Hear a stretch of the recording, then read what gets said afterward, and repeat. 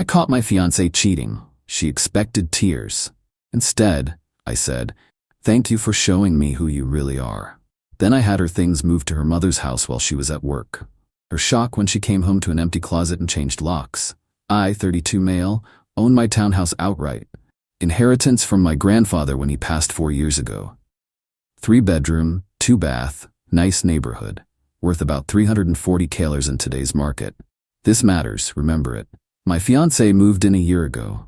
Let's call her my ex-fiancée now because that's what she is. We'd been together 2 years, engaged for 6 months. Wedding was supposed to be in September. She worked part-time at some boutique downtown, maybe 20 hours a week, brought home around $800 a month. I'm an IT consultant making 6 figures. Paid all the mortgage, already owned it, but still, taxes and insurance. She covered groceries and utilities, maybe $400 a month contribution total. Last week Thursday, finished a client call early, decided to surprise her with lunch. Grabbed Panera on the way home. Her favorite, that Asian sesame salad with extra dressing she always orders. Pulled into my driveway, her white Honda Civic there. Another car too, black Audi A4. Didn't recognize it. Walked in my front door, carrying 2 salads and drinks. Heard it immediately, that sound. You know the one. Coming from upstairs. My first thought was, no way. Second thought was, that's my bedroom. Went upstairs, door halfway open, and there they were. My fiancé and some dude I'd never seen. In my bed, the bed I bought. In my house, on a Thursday afternoon, stood there watching for maybe 10 seconds, brain just processing. Then I said, huh. The scrambling was genuinely impressive, Olympic-level panic. She screamed. He literally fell off the bed trying to grab his pants. My fiancé wrapped the sheet around herself. Oh my God, baby? This isn't, I can explain. The guy was hopping on one foot, pulling on his jeans. Nice watch, probably mid-30s. Cologne I could smell from the doorway, something expensive. You should probably leave, I told him. Voice flat. Weird how calm I felt. Dude, I'm so sorry, I didn't. Front door's downstairs. Use it. He grabbed his shirt and literally ran. Heard my front door slam like 30 seconds later. She was crying now, full waterworks. Please, baby, please let me explain. It's not what you think. Really? Because it looks like you're having an affair in my bed. It was a mistake, just once. I swear this never happened before. I set the salads down on the dresser. Get dressed. Baby, get dressed. She scrambled into her clothes while I went back downstairs. Sat on my couch, that same couch where we'd planned our wedding seating chart 3 weeks ago, where she'd cried happy tears when I proposed last year. Didn't feel anything, just nothing, like someone had flipped a switch. She came down maybe 10 minutes later. Tried to sit next to me. I shifted away. I'm so sorry, she whispered. I don't know what happened. He's just this guy from my Pilates class who offered to help me with... Pilates class? Yeah, we've been talking a few weeks. So not just once. She went white. No, I meant we've been talking, but this was the first time we... Stop. But... Just stop. I need you to pack a bag and leave. What? No, this is my home. And there it was. My home. My house. It's my house. Your name isn't on anything. You pay $400 a month in utilities. That's not a home, that's being a guest. How can you say that? We're engaged. Were, past tense. She started crying harder. You can't just kick me out. Where am I supposed to go? Your mom lives 20 minutes from here. I can't show up at my mom's house. What will I tell her? I looked at her. Actually, looked at her. This woman who'd betrayed me in the most cliché way possible and was now worried about embarrassment. Tell her the truth. You brought another man into your fiancé's bed and got caught. You're being cruel. No, I'm being honest. Pack a bag. You have an hour. What followed was peak entitlement. She cycled through every manipulation tactic. Begging, crying, anger, blame shifting.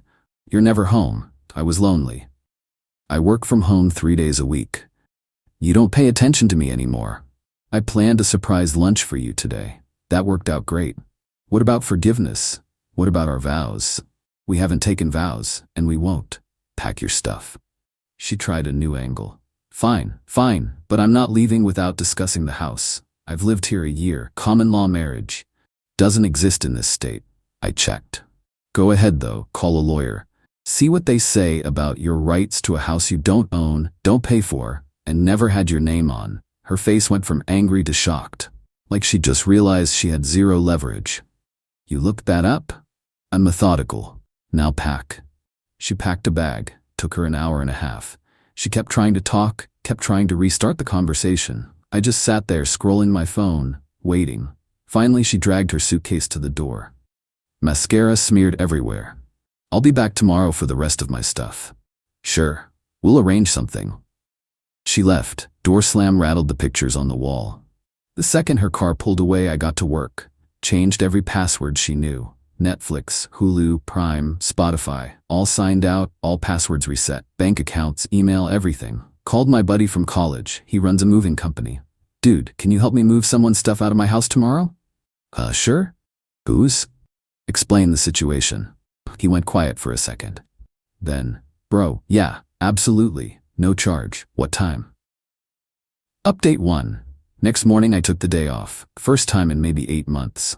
My buddy showed up early with his truck and another guy. We packed everything, and I mean everything. Every piece of clothing, every shoe, every bottle of makeup, that stupid scented candle collection she loved, the throw pillows she bought that I hated, all of it. Found some interesting stuff too, like a receipt from a hotel dated 3 weeks ago. We hadn't been to any hotel. Tucked that in my pocket for later. Her mom's address was in my phone from Christmas. We dropped off presents there. Nice house, big porch.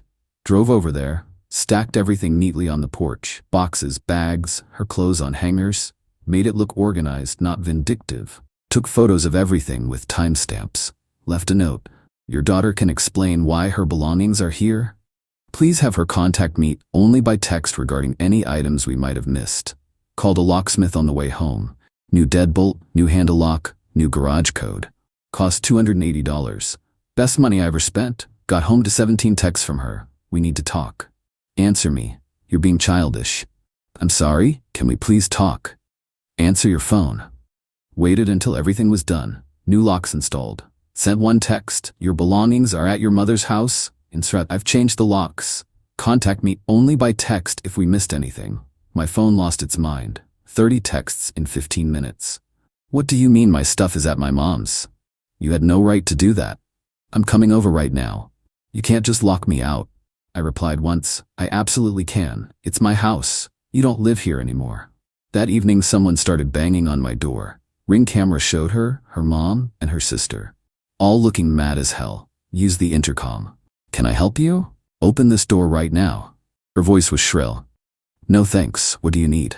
Her mom leaned in. Young man, you cannot just throw someone out like garbage. She has rights. Actually, she doesn't. No lease, no rent payments, no ownership. What else can I help you with?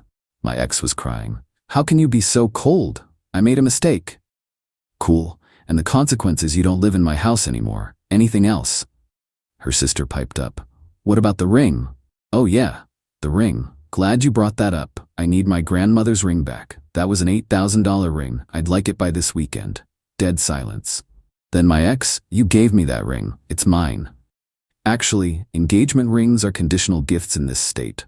Since you broke the condition by cheating, I want it back. You can mail it or drop it in my mailbox. Your choice. Her mom actually sputtered.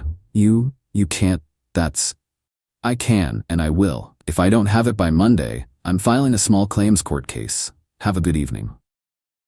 Turned off the intercom. Watched them stand there for another 5 minutes arguing with each other before they left. Got a text later that night. I'm keeping the ring. You gave it to me. Finders keepers. Replied with a screenshot of state law about conditional gifts and engagement rings. See you in court then. 2 days later, the ring appeared in my mailbox. No note, just the ring box sitting there. I stared at it for a while. That ring represented so much. My grandmother's legacy, the proposal on the beach, the future I'd planned. Now it just felt dirty. Took it to a jeweler that same day. I need to sell this. They appraised it, offered $6,500. I took it. Better than keeping it. But here's where it got interesting. Started getting messages from mutual friends. Her spin on the story was wild. According to her version, I randomly kicked her out with no warning. I stole her belongings while she was at work. I trapped her financially and controlled her. I was abusive and manipulative. She had to escape, and I threw her out for talking to a male friend. The gaslighting was Olympic level. She'd told everyone that I was the villain. Most of my real friends knew better, but some believed her. Got a few nasty messages. One girl I'd known since high school called me a controlling abuser before I even explained what happened. Blocked her. Didn't need that energy. Then her mother called my mother. Big mistake. My mom listened to the whole sob story. Then apparently said, "Let me get this straight. Your daughter brought another man into my son's bed, in his house that he owns, and you're upset that he removed her belongings?" The backpedaling was apparently hilarious. My mom called me after and was laughing. "Sweetie, that woman tried to make you sound like a monster. I shut that down fast. I'm proud of you for having self-respect." Felt good to hear that. Update 2, week 2 is when my ex really ramped up the crazy. First, she filed 3 noise complaints with my HOA.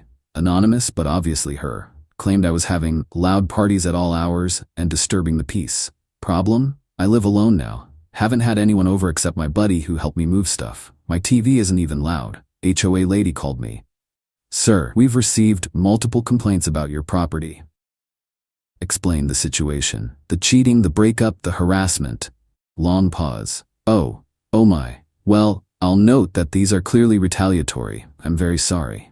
Can you tell me who filed them? They were anonymous, but between you and me, they all came from the same email address. We'll be disregarding them. Second, she started her financial hardship sob story campaign. Posted on Facebook about how she was basically homeless and financially abused and thrown out with nothing. Her friends ate it up. Comments like, "OMG, are you okay?" and "I can't believe he did that to you," and "Men are trash." I didn't respond. Not at first. Just watched the narrative build. Then one of her friends, someone who'd been at our engagement party, messaged me privately. "Hey, I don't know the full story, but this doesn't sound like you. What actually happened?" I sent her a brief explanation. Caught her cheating. Removed her from my house that I own. She had family support and her own income. Oh, she's not telling people that part. Yeah, she's not. Do you have proof? Because she's making you sound awful. Sent her the hotel receipt I'd found. The one from 3 weeks before I caught them. Yeah, we never went to any hotel together, but she did apparently. Holy crap, I'm so sorry. She's lying to everyone. I know, it's fine. People who know me know the truth. But it wasn't fine. Because then she showed up at my workplace. Middle of the day. I was on a call with a client. Receptionist messaged me, "There's a woman in the lobby crying, says it's a family emergency." My stomach dropped. Excused myself from the call. There she was, red puffy eyes, tissue in hand, looking devastated. But the second she saw me, something flickered in her expression. Something calculating. "We need to talk," she said loudly. Everyone in the lobby could hear. "About the baby." Time stopped. "What baby?" She put her hand on her stomach. "Our baby. I'm pregnant." Every person in that lobby was staring. My boss was in the waiting area. The receptionist's jaw dropped. "Outside, now." We went to the parking lot. Out of view of windows, her whole demeanor changed. Tears stopped, arms crossed, smirk on her face. "So, you gonna take me back now? Because I'm not raising a baby alone. Are you actually pregnant? Does it matter? Everyone in there thinks I am, including your boss." My hands were shaking. Not from fear, from rage. "You're lying. Prove it. Maybe I am, maybe I'm not. Either way, you look like the asshole who knocked up his fiancée and then abandoned her. If you're pregnant, when the baby comes, you'll pay child support. Minimum. Or we could just get back together. Fix this. You apologize for humiliating me. I forgive you for being controlling. We move on." I stared at her. The stranger wearing my ex-fiancée's face. "I want a paternity test." "How dare you?" "Of course it's yours." "Then you won't mind the test." She sputtered. "You're disgusting. Accusing me of lying about being pregnant with your baby. I'm accusing you of lying, period. If you're pregnant, prove it. If it's mine, prove that. Otherwise, stay away from me and my workplace." Walked back inside. Went straight to my boss's office. "I need to talk to you about what just happened." Explained everything. All of it. The cheating, the lies, the harassment. Now this pregnancy claim I knew was fake. My boss, this amazing woman in her 50s who doesn't take crap from anyone, just nodded. "She's banned from this building. I'll tell security. If she shows up again, we call the police." "I'm so sorry this happened at work." "You didn't bring her here. She made that choice. Handle your business. We've got your back." Almost cried. Just from having someone believe me and support me. That night I paid for a lawyer consultation, just to know where I stood. Lawyer was blunt. If she's lying, that's fraud and harassment. Document everything. If she's actually pregnant, you'll need that paternity test. Don't sign anything without proof. And if this continues, restraining order. Left with a folder and a headache. Next day her sister texted me. She's not pregnant. She bought a fake test on Amazon. I saw the order confirmation. This has gone too far. She needs help, but she won't listen. I'm sorry. Screenshot. Saved. Sent to lawyer. Replied to my ex one final time. I know you're not pregnant. I have confirmation. If you contact me again, show up at my work again, or continue this harassment, I'm filing for a restraining order. This is your only warning. 3 minutes later, I could have been pregnant. We had unprotected the week before. It could have been real. But it wasn't. Lose my number. Blocked her on everything, every platform, every possible way to contact me. Update 3. Final 2 weeks of silence. Actual peace. Then I got served. Small claims court papers. She was suing me for $6,000. The claims were hilarious. $3,000 for illegal eviction, $2,000 for emotional distress, $1,000 for stolen property. Apparently I stole some earrings she can't find. Took it straight to my lawyer. She read it and actually laughed out loud. This is getting dismissed. You own the house. She had no lease. You gave her all her belongings. The emotional distress claim from catching her cheating? Please. And stolen property she can't identify? This is garbage. So I'm good? Better than good. We're countersuing for your legal fees and possibly filing a harassment claim. She's been at your work, filed false complaints, lied about being pregnant. That's a pattern. Court date came up fast. 3 weeks later. Walked in. My ex was there with her mom and some lawyer who looked like he worked out of a strip mall. Her lawyer stood up, started his spiel about how his client was unjustly removed from her home and suffered emotional trauma. My lawyer let him finish, then stood up with a folder. Your Honor, the defendant was not a tenant. She had no lease, paid no rent, and had no ownership claim to the property. The plaintiff, who owns the home outright, discovered her in bed with another man. He then removed her belongings, carefully and safely, to her family's home. We have photos showing all items were properly handled. Showed the photos, the neatly stacked boxes on her mom's porch, the timestamps. As for emotional distress, the defendant caused that herself through infidelity. She has since engaged in a harassment campaign including false complaints to his HOA, showing up at his workplace claiming false pregnancy, and now this frivolous lawsuit. The judge looked at my ex. Ma'am, did you or did you not engage in an extramarital affair? She went red. That's not relevant to, it's very relevant to your emotional distress claim. Answer the question. We had a lapse in judgment, but did you engage in an affair while living in the plaintiff's home? Yes. Judge turned to her lawyer. Counselor, why are we here? Her lawyer shuffled papers.